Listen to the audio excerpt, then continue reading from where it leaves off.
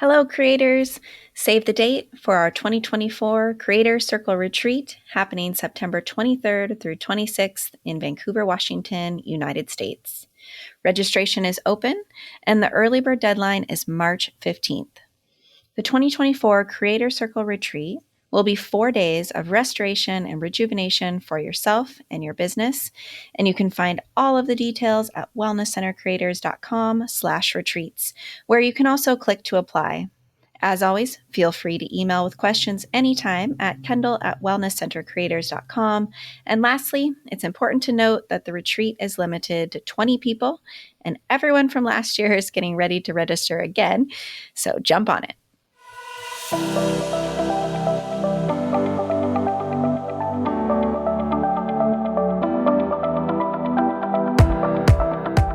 As health and wellness providers, we know that better patient outcomes require a whole person, multidisciplinary approach that we just can't provide on our own. That's why I've started the Wellness Center Creators podcast.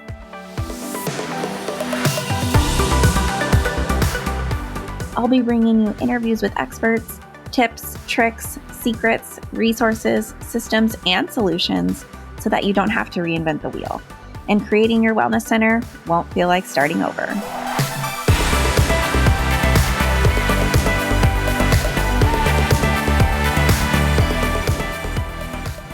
Before we jump into today's episode, let's give a shout out to our sponsor, Jane, a clinic management software and EMR.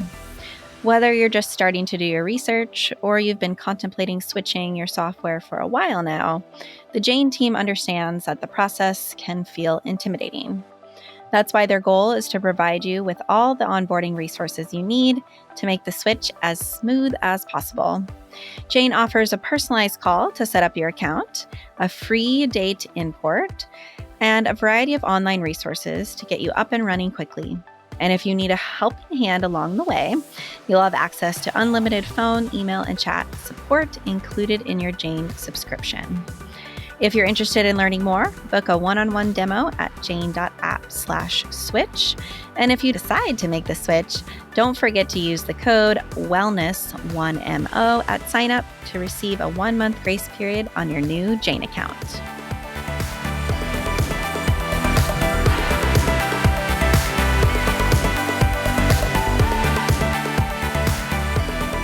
Welcome back, everyone, to the Wellness Center Creators podcast. Today on the show, we have Julianne Guinasso. Julianne, welcome to the show. Thank you so much for having me. I am super excited for our conversation today. I'm really passionate about our topic, but before we jump in, I'd love if you could just share with our listeners who you are, a little bit about your story, how you got to be doing what you're doing now. Yeah, absolutely. So I'm a licensed marriage and family therapist. And so in my process of getting my licensure hours and being more in like a larger setting, I felt like I continued to kind of see this need for support for leaders. So even though we were all therapists working together, where you'd think we'd have like the best relationships and everything would be just so smooth, I feel like a lot of therapists actually experience the opposite of that. And so a lot of our workplaces can be places that actually might make us feel very disempowered or feel really burnt out.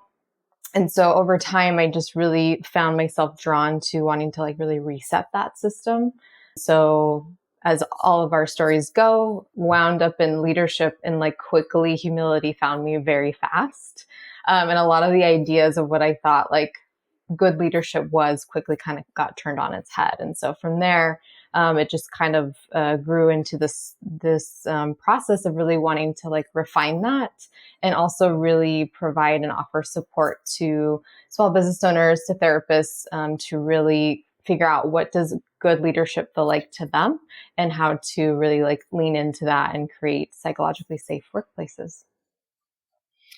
It's vitally important for our field of healthcare and alternative healthcare. And I love what you're doing. I love what you're passionate about. And I think this is probably one of the most important, if not the most important thing for clinic owners, group practice owners to be talking about and learning about. And I'm certainly out there preaching it whenever I can, because like you said, right? People, we just do not need to be having such bad experiences and harmful experiences in the Mm-hmm. workplace.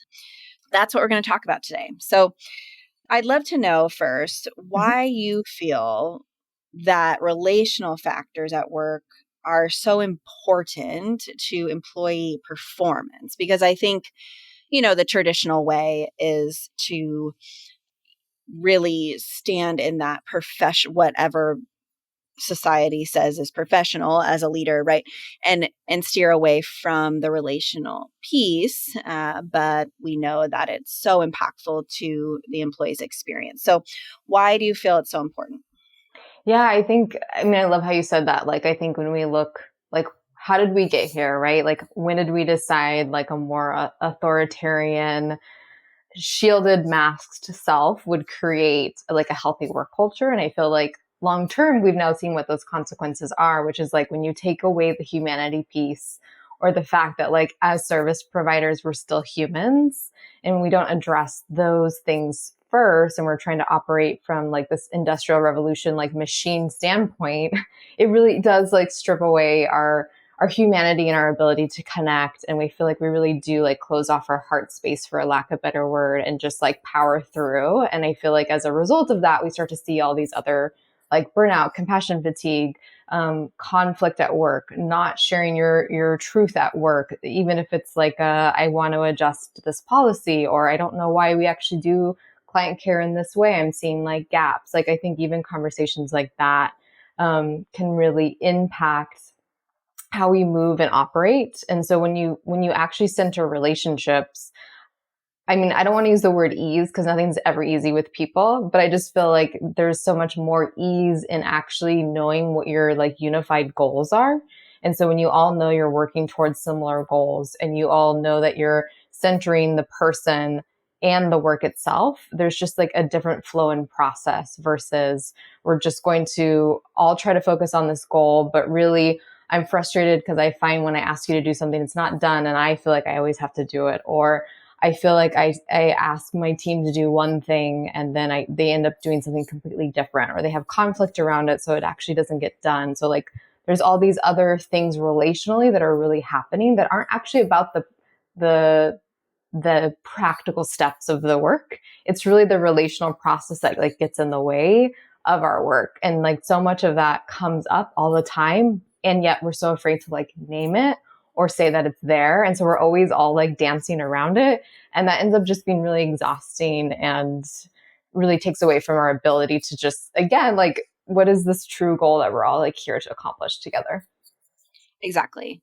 It's so beautifully said. And I, you know, if people are coming to work and they are afraid to be who they are and to share their true selves personally and to build actual relationships, that is so much more exhausting, like you said, than actually just naming it and saying, hey, look, when you said that thing at the meeting the other day, I just felt so dismissed. And I know it wasn't your intention, but I want to give you that feedback because, like, I want to make sure we're in alignment with each other, right? And that it's easier said than done too, right? It's a difficult skill to Yes, be able to go to someone and say, "Hey, this is the impact." But if we're able to create that culture as leaders, then our employees can focus on the actual work, right? And give more of their time and energy to the patient, which is what we're exactly. trying to do. Hmm. So, and I was just, when you were talking, I was thinking too, when employees come into a healthy work environment from these other types of work environments that are all too common in our field, especially for mental health, there is, and I don't know if you've experienced this, but I was talking with a client this morning about this. There's a bit of a culture shock Hmm. experience, and the oftentimes the employee has a hard time trusting Yeah. that this could be a good thing. And this happens over and over at our clinic where people will say, "Oh, I'm still trying to settle in. Feels a little too good to be true here. I'm not sure if I Mhm. can trust it." Right? Mhm. I'm curious if you've experienced that in your group. Yeah, yeah, absolutely. It's interesting, right? It's almost like a testing process, right? Like it makes Yeah. me think of like, as a group, like the stages of group formation and stuff. But beyond that, it is very much a this has to be too good to be true. And I almost find that in those cases, if they're not committed to like being vulnerable and taking that risk, then often their journey in employment is looking for the thing that validates the like this can't be real and this can't be true. And so then at some point they can almost be committed to misunderstanding you. And so you can even know that like, hey, I know I set up my employee for all the things to create the kind of environment that I'm looking to create, and we know that other people experience it.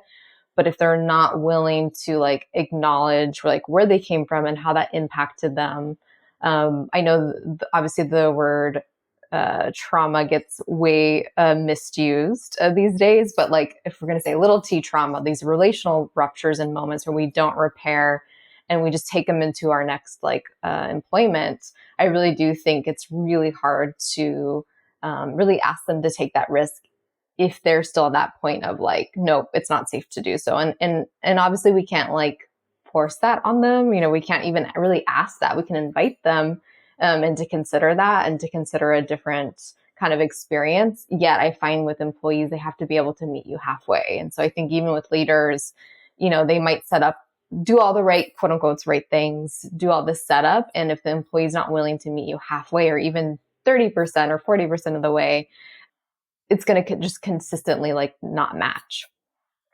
Yeah. Yeah. And this is maybe for another day, but there's also, kind of strategies we can use as leaders as we're interviewing people to Mm-hmm. join our team that can help us suss out like, where is this person at in their experience, their general experience of an employee, in whatever position they were in previously, and how, you know, how aware are they of the impact of that, and how Mm-hmm. committed are they to having, a different experience? Yeah, I think also like getting used to talking about work culture with your people and even saying like kind of putting on them like what parts of this is like do you own, and like here's what I'm willing, like as the owner, here's what I'm willing to like set forth, or as like one of the main leads, here's what I'm willing to like offer or center, right? Like if we want to center compassion or generosity in the workplace, let's say, here's all the things that I'm going to do to center and contribute to that, and here's what I'm needing from you. Here's how you can meet me in your role. What are you willing to do and what are you not willing to do? And I think that changes the conversation. I always make the joke that like sometimes I feel like employees think you're like a Netflix subscription where like their view is like, what are you going to do for me? Yeah. And there's like that mentality, and it's like trying to like shift that and be like, okay, this is really like, I don't want to use the word co-creation, but it is. It's like we're collaborating together to create the space, and that equally takes you and I to be intentional about the environment we want to create and how we show up. It can't just be on you. That's not fair. And that can Yeah. happen in a lot of places too, right? Where the employees are trying to create that kind of environment and leadership's not on board. And vice versa. I feel like with a lot of leaders who are really willing and open to do that, so many employees who don't trust that aren't willing to like meet them. So it's definitely that Yeah. collaborative process. Yeah. Yeah. And it like the core of it is that we're human beings and we're in relationship, and Yeah. we work in a human business, right? Yeah. Right. We're we're literally helping others. We're helping Mm-hmm. other people, and we're in relationship all the time. Mm-hmm. So, how do you feel that your work culture can differentiate your practice in business and actually become, one of the things that draws people to your team? Yeah. I mean, I definitely do believe that your work culture will drive your practice and your ability to differentiate yourself because employees want to stay. And so there's something that draws that in that longevity or that building of we're creating something. And they want to bring in other good people who want to do the work and want to contribute in the same way. And so those conversations, when they feel really connected to the purpose and they feel like a sense of loyalty where they see how they're being honored and they see how they get to uniquely contribute, like, I think about all the employees who like had better ideas than I did, or who saw gaps that I would have never seen because I wasn't doing their day-to-day part of their job. And so when I think about what that means, when they know they get to uniquely contribute, like what they see or what they notice, and they know that there's space for that, there really does create this like culture that's sustainable. So when you're not in the room, basically your culture is being taken care of for you, whether that's like totally outside of the workplace and someone's like, oh my gosh, we have an opening, you totally want to come work here. It's like worth your investment. It's worth your time. It's worth your contribution. Or if it's actually within your practices, chats, or like text or whatever that looks like, right? Where people are actually like standing up for saying like, this is who we are as a group and this is how we work. And it's like upholding those shared values, even when you're not in the room. Yeah. And, the kind of measure, right, to know like, well, have we created it? Have we created that work culture where people want to be here and they know the values and they're actually going out and getting their colleagues from past, relationships to come join the team because they believe in it so much. And it's exactly what you're saying, right? If the model's being upheld when you're not in the room, but if the thing that I always notice is if we have a new employee who is sitting in the room in the all team meeting and is speaking out like about the values and about the company. And then I know, okay, we did a good job, right? We did a good job with the onboarding. Everything's clear. They're seeing this structure and these values modeled in the room from day one. And that seasoned provider is taking this other provider under their wing and reassuring them into the culture. And that's when I feel like, okay, it's working and it's shining through. And especially when people go out and find their friends to come join the team. Yeah, and I love what you said is like it's not naming values to be performative or just to try to use them. It's like these are actually like in action things that are happening and that you can actually see, and it's like almost like this golden thread, like you said, from the beginning of like the interview process to the onboarding, to like the little things in your meetings. There's just a way to kind of tie that thread through all of that. So everyone like really knows what those are and knows how to like, oh yeah, this is how I can actionably show up to support these specific values. This is when I know we're like in flow and we're all like, again, going towards those same goals. Yeah. By this point in the conversation, the listeners are wondering, right? Well, what type of leader do I need to be, right? To make this happen for my team and my business. And we both know there's not one right way to be a leader, but I'm curious your take on that. Yeah. So I do think that like some people have this perception that like you're either a leader or you're not, and forget that it's like a skill that you need to develop like anything. And granted, if it's not something you're like interested in, if it doesn't like light you up, if you don't have like vision for it, it can be hard to like really hone in on that skill and practice it.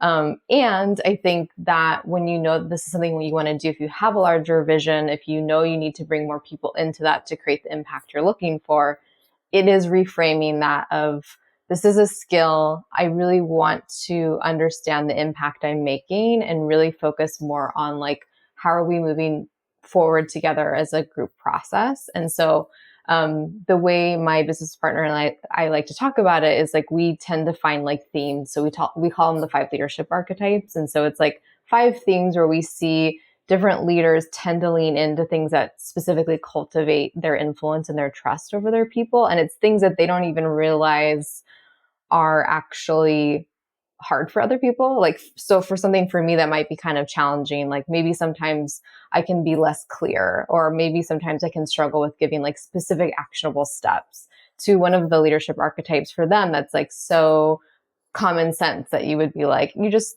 let them know exactly what needs to happen.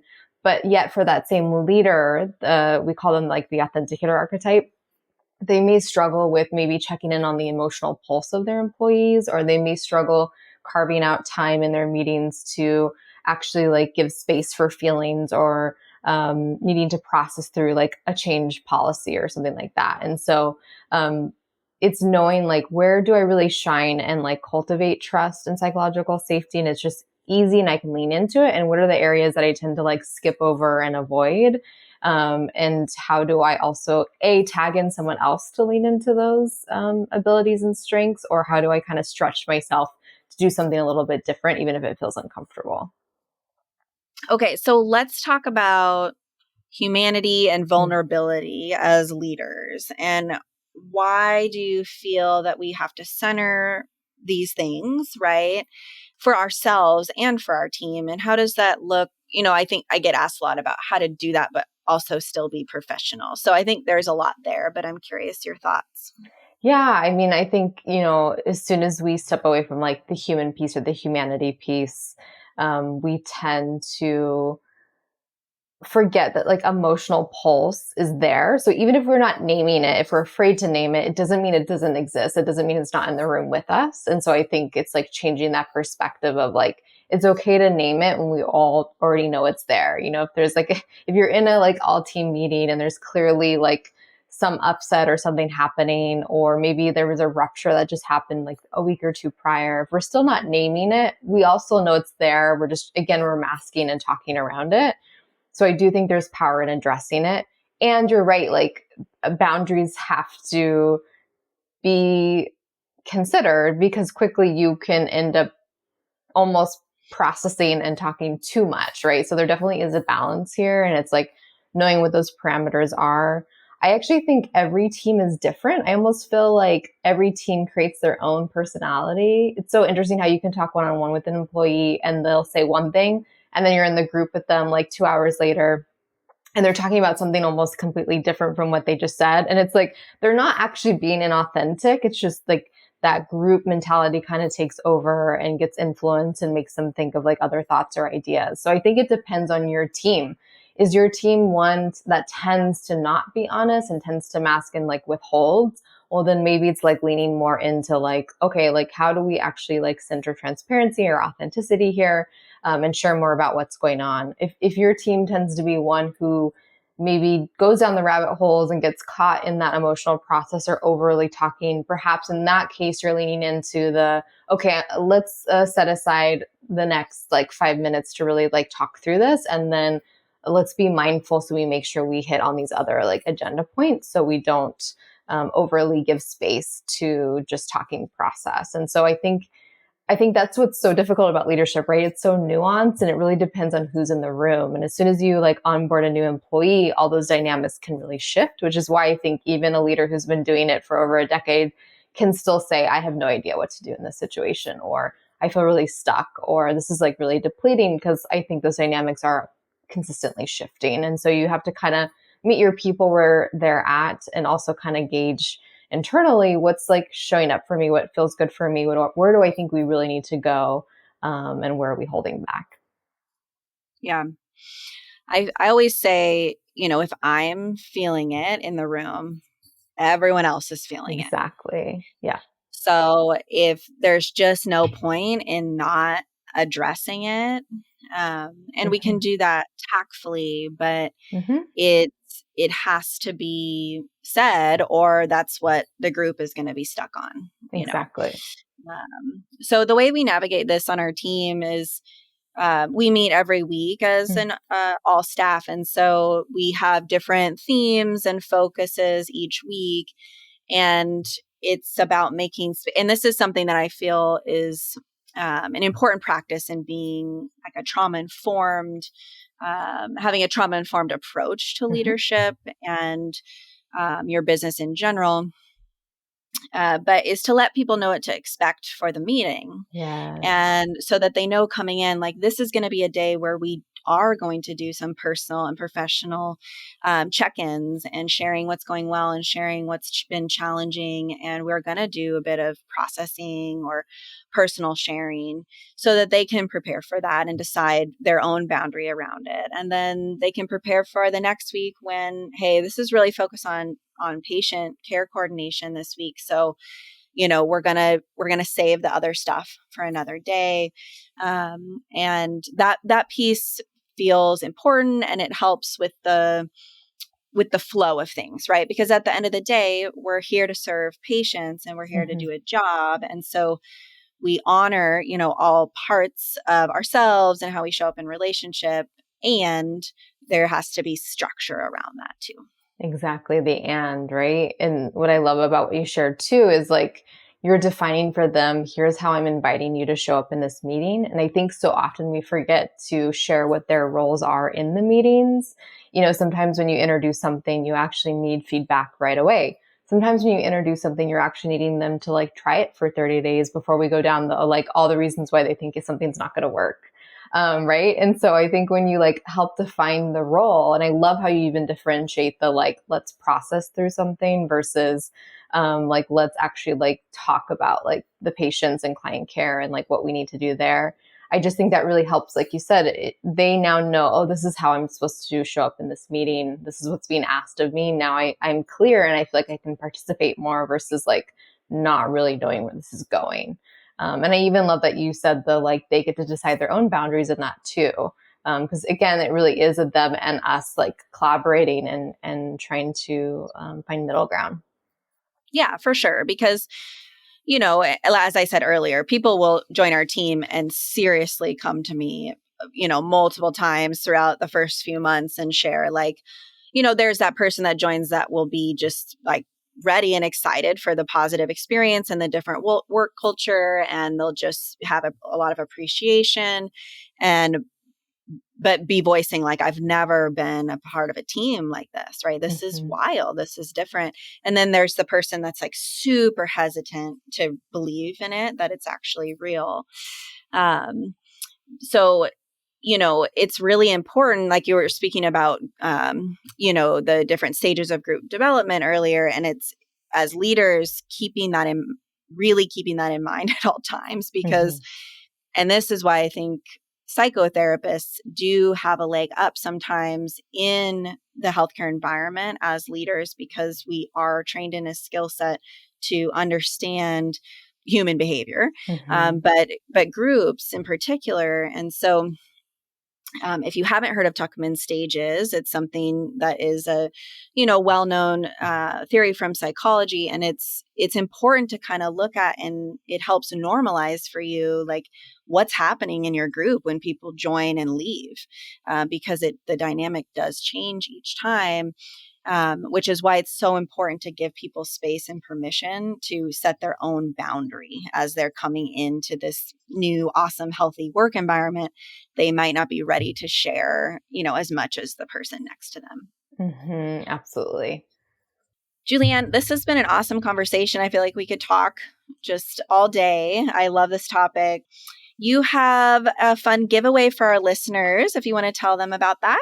Yeah. So if you're curious about like how you uniquely influence your people, kind of like what your natural like skill set is in creating like trust and psychological safety, we do have a free leadership assessment that you can take. So you can find the assessment at levelupleaders.org, and you'll be able to access that and find out what your unique influence and leadership skills are. Wonderful. It seems like an awesome resource. And then if people want to work with you, how can they find you? What's the best way? Yeah. So you can find us on our Instagram, which is Level Up Leaders. You can go to our website again, levelupleaders.org.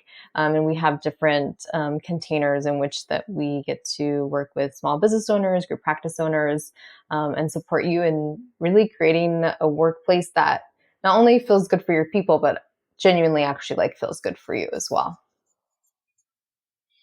Julianne, thanks so much for being here. It was a pleasure. Thank you so much for having me.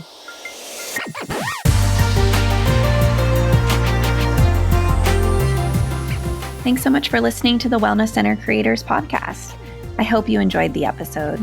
Please visit our website at wellnesscentercreators.com for more show notes and additional episodes. By the way, I love hearing from listeners. Please send me an email at Kendall, Kendall, at wellnesscentercreators.com with your feedback. And if you send me a question, maybe I'll read it on the show, anonymously, of course. Thanks so much again for listening, and we'll catch you next time on the Wellness Center Creators Podcast.